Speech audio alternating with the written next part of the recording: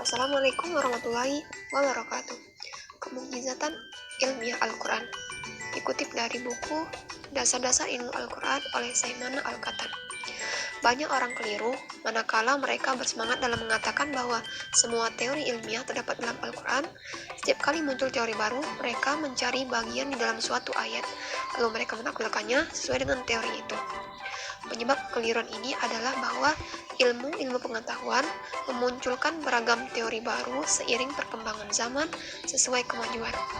Untuk itu, ilmu pengetahuan selalu berada dalam kekurangan, terkadang diselimuti oleh ketidakjelasan dan terkadang pula keliru. Situasi ini akan tetap bertahan hingga akhirnya mendekati kebenaran dan mencapai tingkat yakin. Setiap teori ilmiah pasti dimulai dari kedugaan dan hipotesa, selanjutnya diuji hingga terbukti benar atau tampak jelas ada yang keliru. Itulah mengapa teori-teori ilmu pengetahuan rentan berubah dan berganti, tidak sesuai dengan kaidah-kaidah ilmiah yang dikiranya akan menjadi hal-hal yang tak terbantahkan, tapi lebih dulu terguncang setelah eksis dan runtuh setelah kokoh. Lalu para peneliti mengulang kembali eksperimen lagi berkaitan dengan teori tersebut. Kemukjizatan ilmiah Al-Quran tidak mencakup teori-teori ilmiah yang terus mengalami pembaruan dan pergantian, serta menjadi buah jerih payah manusia di bidang penelitian dan pemikiran. Al-Quran hanya mendorong manusia untuk berpikir dan merenungkan alam raya. Al-Quran tidak melumpuhkan gerakan akal dan untuk berpikir, atau menghalangi akal untuk menambah ilmu pengetahuan yang bisa dicapai.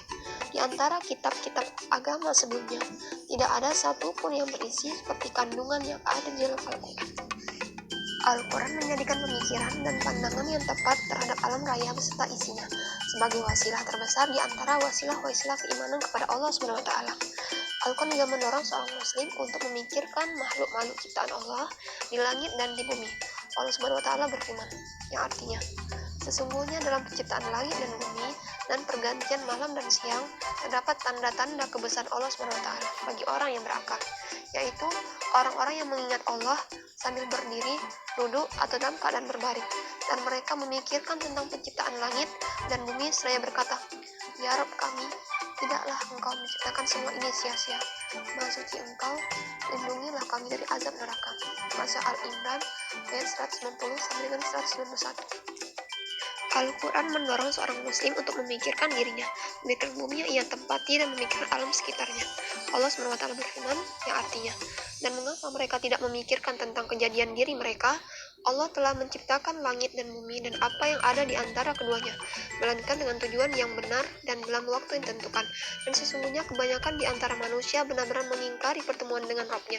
Quran Surah Ar-Rum ayat 8. Dan firman Allah dalam Quran Surah Az-Zariyat ayat 20-21, dan di bumi terdapat tanda-tanda kebesaran Allah bagi orang-orang yang yakin, dan juga pada dirimu sendiri. Apakah engkau tidak memperhatikannya?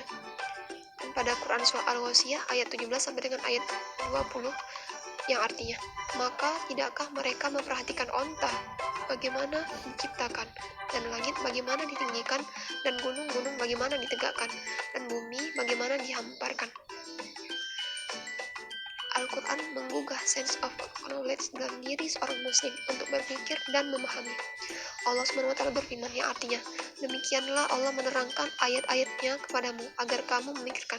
Quran Surah Al-Baqarah ayat 219. Dan pada Quran Surah Al-Hasyr 21, yang artinya, dan perumpamaan-perumpamaan itu kami buat untuk manusia agar mereka berpikir. Pada Quran Surah Yunus ayat 24, yang artinya, demikianlah kami menjelaskan tanda-tanda kekuasaan kami kepada orang-orang yang berpikir. Quran Surah Ar-Ra'd ayat 3, yang artinya, sungguh pada demikian terdapat tanda-tanda kebesaran Allah bagi orang-orang yang berpikir. Quran Surah Al-A'raf ayat 32, yang artinya, demikianlah kami menjelaskan ayat-ayat itu untuk orang-orang yang mengetahui. Quran Surah Al-An'am ayat 97, yang artinya, kami telah menjelaskan tanda-tanda kekuasaan kami kepada orang-orang yang mengetahui. Quran Surah Al-An'am ayat 65, yang artinya, perhatikanlah bagaimana kami menjelaskan berulang-ulang tanda-tanda kekuasaan kami agar mereka memahaminya. Pada Quran Surah Al-An'am ayat 98, yang artinya, sesungguhnya telah kami jelaskan tanda-tanda kebesaran kami kepada orang-orang yang mengetahui. Al-Quran mengangkat kedudukan seorang muslim dengan karunia ilmu. Allah Subhanahu wa Ta'ala berfirman dalam surah Quran surah Al-Mujadilah ayat 11. A'udzubillahi minasyaitonir rajim. Yarfa'illahu alladzina amanu minkum walladzina utul ilma darajat. Wallahu bima ta'maluna khabir. Yang artinya, niscaya Allah akan mengangkat derajat orang-orang yang beriman di antara kalian dan orang-orang yang berilmu beberapa derajat. Dan Allah Maha teliti apa yang kamu kerjakan. Allah menyatukan ilmu astronomi, tumbuh-tumbuhan, tingkatan bumi dan hewan, lalu menjadikan semua itu bagian dari dorongan untuk takut kepadanya. Allah Subhanahu wa Ta'ala berfirman, yang artinya, tidakkah engkau melihat bahwa Allah menurunkan air dari langit, lalu dengan air itu kami hasilkan buah-buahan yang beraneka macam jenisnya, dan di antara gunung-gunung itu ada garis-garis putih dan merah yang beraneka macam warnanya, dan ada pula yang hitam pekat, dan demikian pula di antara manusia, makhluk bergerak yang bernyawa dan hewan-hewan ternak ada yang bermacam-macam warnanya dan jenisnya. Dan di antara hamba-hamba Allah yang takut kepadanya hanyalah para ulama. Sesungguhnya Allah Maha Perkasa, Maha Pengampun. Surah Al-Fatir ayat 27 sampai dengan ayat 28. Kemungkinan ilmiah Al-Quran terletak pada dorongan bagi kaum muslimin untuk berpikir, membuka pintu-pintu pengetahuan untuk mereka, mendorong mereka untuk memasuki pintu-pintu itu, terus melangkah maju di dalamnya, lalu menerima setiap ilmu baru yang terbukti valid. Terkait ilmu embriologi, ada firman Allah SWT yang artinya, maka hendaklah manusia memperhatikan dari apa dia diciptakan. Dia diciptakan dari air mani yang terpancar, yang keluar dari antara tulang punggung, sulbi, dan tulang dada. Quran surah At-Tariq ayat 5 sampai dengan ayat 7.